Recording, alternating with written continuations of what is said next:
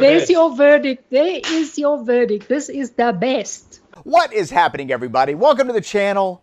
My name is Eric, and in today's video, we're going to be taking my all-time favorite meat snack. I'm talking about South African biltong, and we're going to turn it into a crispy, crunchy, meaty, smoky, in this particular case, biltong chip. About 2 weeks ago, we made a big old batch of biltong. We ran an experiment to see if our smoker could make biltong, and while we had the biltong in our smoker, we went ahead and smoked a little bit of it. And so if you want to see how we made the biltong that we used in today's video, be sure to tune in tomorrow because we'll be uploading our smoked biltong video. You definitely don't want to miss it. Anyway, today we're going to be turning that biltong into biltong chips. Let's get started. Let me show you what it looked like before we started. This is the raw biltong going into the smoke in its smoker. We smoked it for about 4 to 5 hours using hickory, oak, and apple wood.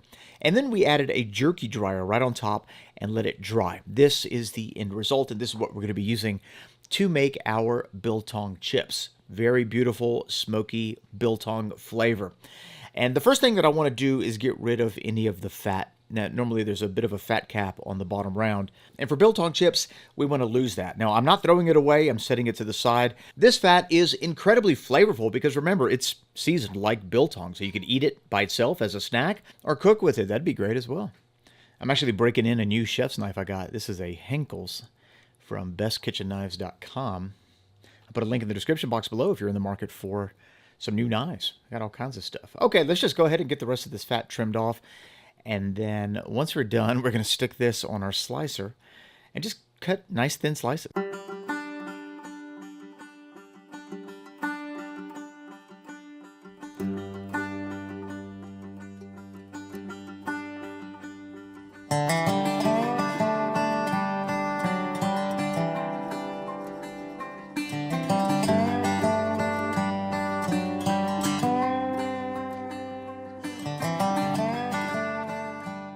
This is going to be a tester batch for our biltong chips. This is considered a wet biltong. You could dry it for a few more days and it will be, obviously a lot drier. And it's sliced at about 4 millimeters. I didn't want it to be too thick and I didn't want it to be too thin because it could get pretty fragile. So we're going to take this and stick it onto our baking sheet. So we're going to be using a freeze dryer to make these biltong chips. And for this tester batch, I just want to go ahead and lay them out, not touching each other, anything like that. And once we get one row down, I'm going to put a silicone mesh that I just cut to size, add another row. We're going to do a third row right here.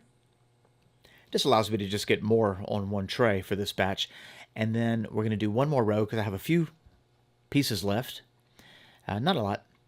There we go. All right. So this is going to go into the freezer for a few hours. I want those pieces frozen before we begin the freeze drying process. So into the freezer it goes, and while that's freezing, let's take a look at our Blue Alpine, and I'll show you the settings that we're going to go for round number 1. I'm going to click the recipe option, and notice you have presets.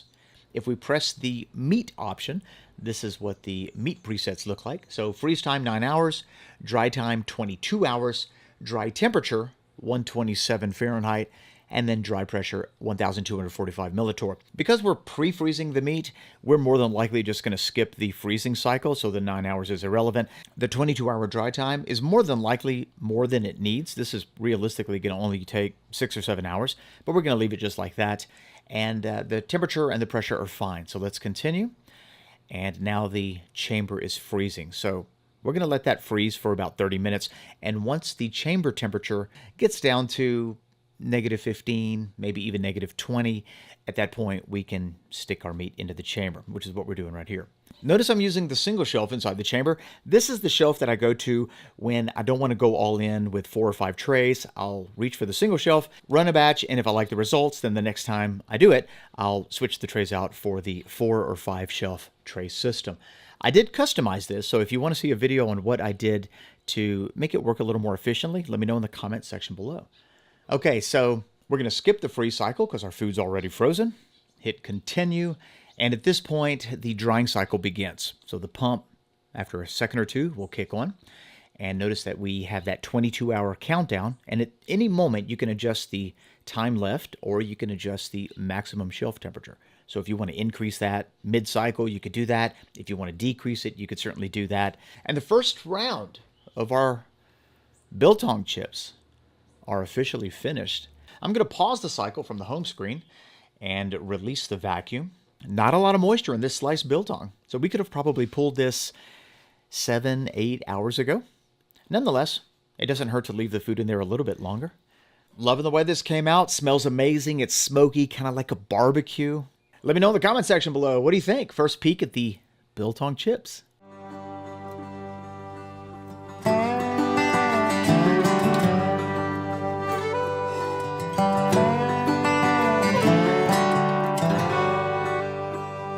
Round number 1 for our Biltong chip test batch. Loving the way these came out. Look at that. Beautiful looking Biltong strip, perfectly dry. There's no moisture in it. Nice and crispy. Coriander, black pepper, I mean, really coming through. Let's give it a bite.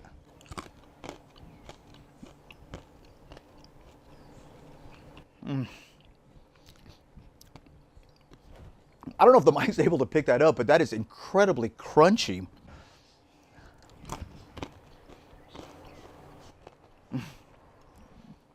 The Biltong flavor literally explodes in your mouth as soon as you bite into it. It's completely crunchy, so it's a very different experience. It's not like that tender chewiness that you get with Biltong. It is literally like a chip. Everything is more concentrated. Give me 1 second. One bite, and I've decided we need to slice the rest of this Biltong. So that's the remaining Biltong that I have. Stuck it in the freeze dryer, but this time we added the 4-shelf system. And notice that I didn't use any mesh for this batch. I didn't feel like it was necessary. The meat was already partially dry, so there really wasn't a concern of it sticking to each other, which is kind of one of the reasons you would use the mesh. Notice how loose it is right here. And I wanted that meat to sit directly or as close to the tray bottom as possible. That area right there gets the hottest during the freeze drying cycle. When I grab a piece, give it a, oh yeah, very nice. Very crispy. All of our Biltong has been processed into chips. Incredibly pleased with the way this turned out. I'm also noticing how well the Biltong chips hold up. If you remember, here recently we did cheese chips, and the cheese chips were incredibly fragile, so you had to be very careful as to how you packaged them and then in the transport. Otherwise, you would end up with just a bag full of cheese crumbs.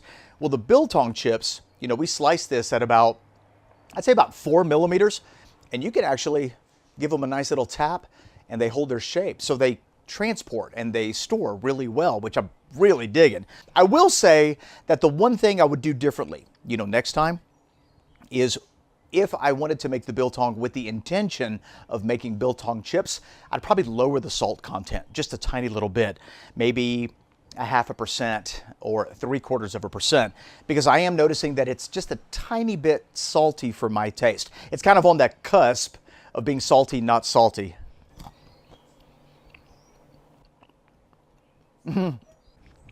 Wow, that's good.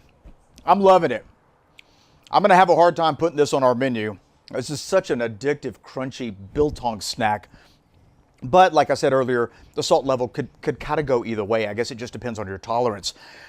I'm going to play it safe, lower the salt content, and these things are going to be absolutely perfect. Now, we did use smoked Biltong, as I talked about in this video, but regular Biltong I think would be brilliant as well. I mean, you're definitely picking up the acidity, you're getting that Worcestershire sauce, and obviously the coriander and the black pepper, they're all really coming through beautifully. It's just in a very crunchy format. It's so wild.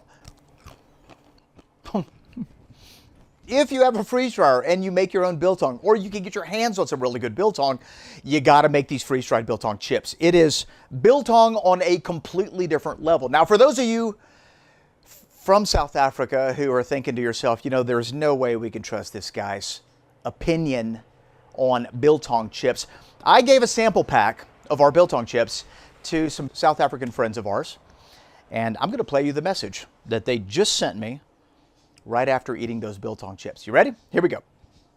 The verdict is in. Hi, Eric. This is incredible. That is really Smoked and all. He loves it. Just He like likes that. this smoked. Yep. I will break down the door of this if she locks it up to me. Excellent. This is fabulous. I should not have given him any. He's I'm so fabulous. sorry I did it now. But anyway, He's the there's best. your verdict. There is your verdict. This is the best. There you go. I agree. It is the best. They got the smoked version. Interestingly enough, when they tried the smoked version of the regular biltong that I gave them, it was a mixed pool. Some of them liked the smoke, others they preferred it unsmoked, the way that they would have it traditionally in South Africa. But when it came to the chips, across the board, unanimous, incredible. Unlike anything I've ever eaten, so much incredible flavor. It's like enhanced biltong. You got to try it for yourself. If you don't have a freeze dryer and you want more information on the one that we used in today's video, that's the Blue Alpine Large. I'll put a link to their company along with a discount code. So in the event that you buy a freeze dryer, you could save a couple bucks off your purchase. Freeze dryers are really incredible pieces of equipment and can be used for all sorts of things. We have a freeze dried business, and I know our customers are going to go completely ballistic when we introduce them to our freeze dried biltong chips. Currently, I put them in these Mylar bags because we live in a very humid environment, and if you just put them in like a craft bag or something like that, they'll start to absorb the humidity from the air and they'll lose that crunchiness. But in Mylar bags, they'll retain that crispy, crunchy texture, which is kind of what we're going for. These Mylar bags came from Blue Alpine. They're resealable, but they're too big for what we're trying to go for. So I'll more than likely repackage them in maybe a 5x7 or a 6x8 Mylar bag and make those available for our customers. They're going to absolutely love it. Unless we eat them all first. So there's a very real possibility. Definitely didn't make enough. All right, folks, thanks a lot for watching. If you enjoyed today's video, give it a thumbs up. And if you enjoy this type of content, hit that subscribe button and that notification bell. Don't forget, if you're watching this upload on Friday, then tomorrow, Saturday, we will be uploading the smoked biltong video using our convection smoker as a biltong box. You're not going to want to miss it. Thanks a lot, folks. We'll see you in the next one. Bye-bye.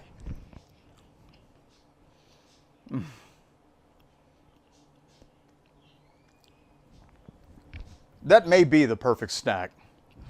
Huh.